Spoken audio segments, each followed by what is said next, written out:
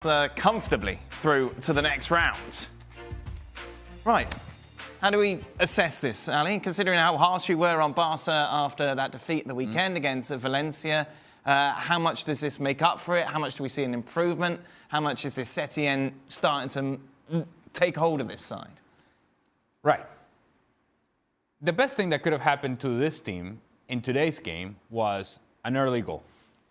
The second best thing that could have happened to this team is an early goal by Antoine Griezmann down the middle of the field, where he's actually in a center forward position, where he's actually receiving the ball in an area in which he can impact the game and score goals for Barcelona. Now, you may think that's not a big deal because this is Leganes, this is Copa del Rey, what have you. It is important because then you saw from Antoine Griezmann throughout the course of the first half moments in which he was making runs in those very same positions, whether it was hold-up play and then he found Arturo Vidal running in behind, or whether him getting in behind and creating an opportunity around the 25th minute, goalkeeper makes a save. Here's the point. They need Antoine Griezmann to be a presence there in the middle. They need him to be an option. They need him to score goals from those sort of areas because he doesn't have the freedom to go wherever he wants to. There's only one guy in this team that has that freedom, and that's Lionel Messi. So if Griezmann takes himself into wide areas or works underneath and there's nobody taking that central position, then nobody occupies the center backs. And if nobody occupies the center backs, people focus on Lionel Messi and he takes space away from Lionel Messi. Antoine Griezmann must be able to occupy the center backs, move them around so that then Lionel Messi can work the underneath spaces. If that happens with Barcelona, they become a lot more effective in the attack, they become a lot more dynamic, and to that end, the possession today had a purpose, which was not the case in the weekend. Today, the possession was going forward first, not backwards and sideways, forward first. Let's find spaces over there, and let's keep the pressure on Leganes. They never allow Leganes to breathe. I think it's huge Griezmann scores, as you said. But the other thing is, you have to give them credit because some of the goals came from the type of play that we expect. You know, balls through from De Jong, Rakitic through to Messi, a little 1-2, Semedo gets in when Griezmann gets his goal.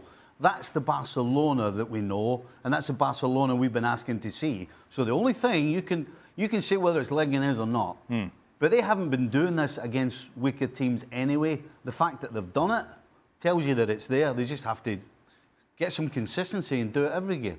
Julian Ron, as I mentioned with us, Jules, obviously you follow Griezmann throughout his career. Can he do what Ali is expecting him to do, to be that disciplined? Yeah, I think he can. I think it was always going to take time for him and Messi to sort of get that partnership together, understanding each other's movement. And I don't think it's easy to play with Messi, maybe because he drops deep so much, because he does kind of whatever he wants on that pitch, which is normal because he's the best. And I think Griezmann always would have needed some time to just adjust and adapt to that. And I think in a way that the injury to Suarez is a good thing for Griezmann because that enables him to play in that central position, like Ali said, to be able to be a presence there and show that he can also work with Messi and someone else on the other side. Ansu Fati in today's game, for example, it would be Dembele one day and it could be someone else as well. And I think that was very important. Also, the goal for his confidence. I like the fact as well that Setien went to a back four and sort of dropped for now at least the back three that I think he went far too early with as soon as he took over. And I don't think the team was ready. I'm not even sure they have the personnel and the players to do that back three like the way he wants them to do. So I think there was certainly a lot of positive from that back four to Griezmann in the performance tonight.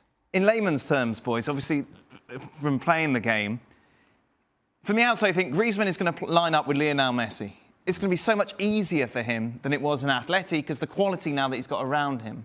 Why is it difficult and why have we seen in the past some players struggle to get that connection with Messi when, in theory, surely playing with the best player in the world should be a luxury?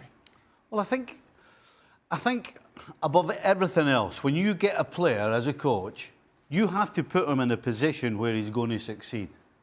And if you're going to take somebody like Griezmann and start him off wide, then number one, you're not putting him in a position to succeed.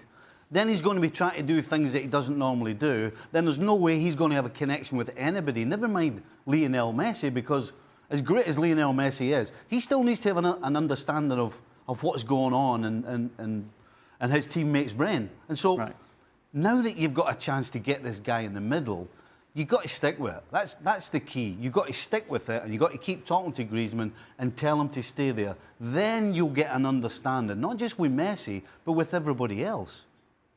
I think what has happened with a lot of players that come and play alongside Lionel Messi is that wherever they were before they came to Barcelona, they were the guy. They were the player. Yep. They were the angular piece. Coutinho, great example of that. We are depending on you to make the difference. You come to Barcelona and you're not the guy. And you're not going to be the guy. And so now you're trying to sort of please Lionel Messi because you want that relationship to work. So you're kind of catering to Messi. And in doing that, you forget about the things that make you the impactful, game-changing player that you were before you came to Barcelona. And in catering to somebody else, you don't have that edge, that arrogance that made you that player. Finding that medium, finding that balance between having a relationship with Messi and understanding that having a relationship with Messi is going to make the game for you easier, and also understanding and having the patience that let that guy carry the load. Right. Let Messi be Messi. Let me just be the other guy.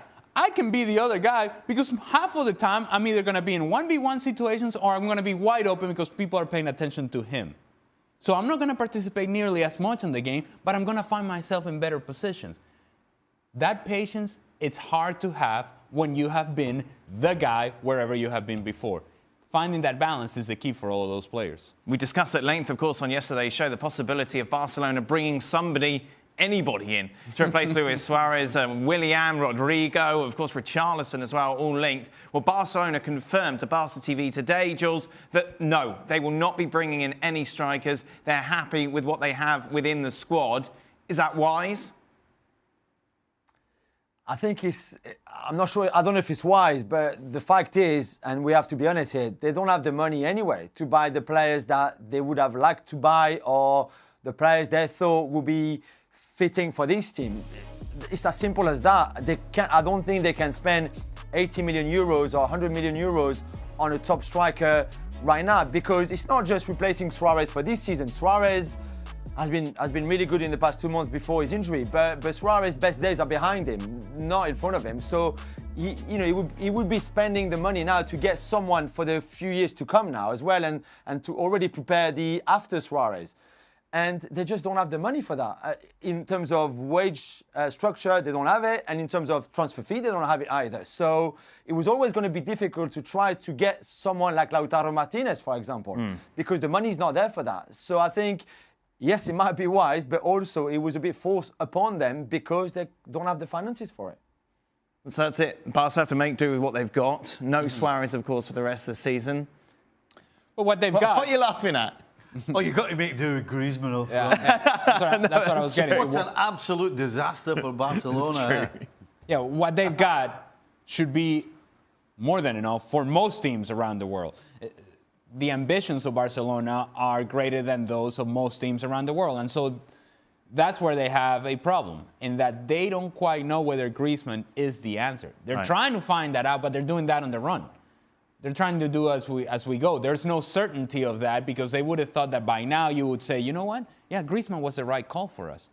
And yet I don't think they have that answer. That's why we're having the discussion about Antoine Griezmann, because there isn't a certainty that he will be that guy and will play that role. Big picture for Barcelona is, okay, no Luis Suarez. Griezmann's going to play down the middle. How do we go from here? And that's the answer that Quique Setién has to come up with. And in the end, we'll go back to the very basic principle. You got Lionel Messi. Lean on him and hope for the best. Is that not the smart thing to do, though? Yeah. You know, Jules is there talking about, what's going to happen after Suarez. Right. That's why you have to give this a run of games to see whether he can actually end up being that player right up the pipe that you want. And then that's you've already... Of course, heavily linked to a move for the striker. Could that happen? I think it can still happen. The problem is the Atleti at the moment are only offering 15 million euros and PSG want 20 million euros and they're not moving. Either club are not moving. On Tuesday, there was quite a lot of optimism because Atleti thought that Leonardo, the PSG sporting director, would give in a little bit and that maybe for 17 or 18, the deal could be done. Turns out that Leonardo is not budging at all. It's 20 or nothing. If someone gives 20, Cavani can go. If no one brings 20, then Cavani will stay, even if he doesn't want to stay and even if he's out of contract in the summer. Leonardo would rather let him go for free in the summer than not getting his 20 million euros right now. You can agree or disagree or understand or not understand, but that's the way it is. And until Atleti pay the 20 million euros, Cavani is not going to go to Madrid, and it will be the same for Chelsea if they want Cavani and for United if they want Cavani as well. But right now PSG are very strict and not moving. It's 20 or nothing. Any chance, Jules, we could see over the next day one of those clubs, as you say, maybe not even Atleti, swoop in with that 20 million and make the deal and get it done? Because Cavani wants to leave, yes?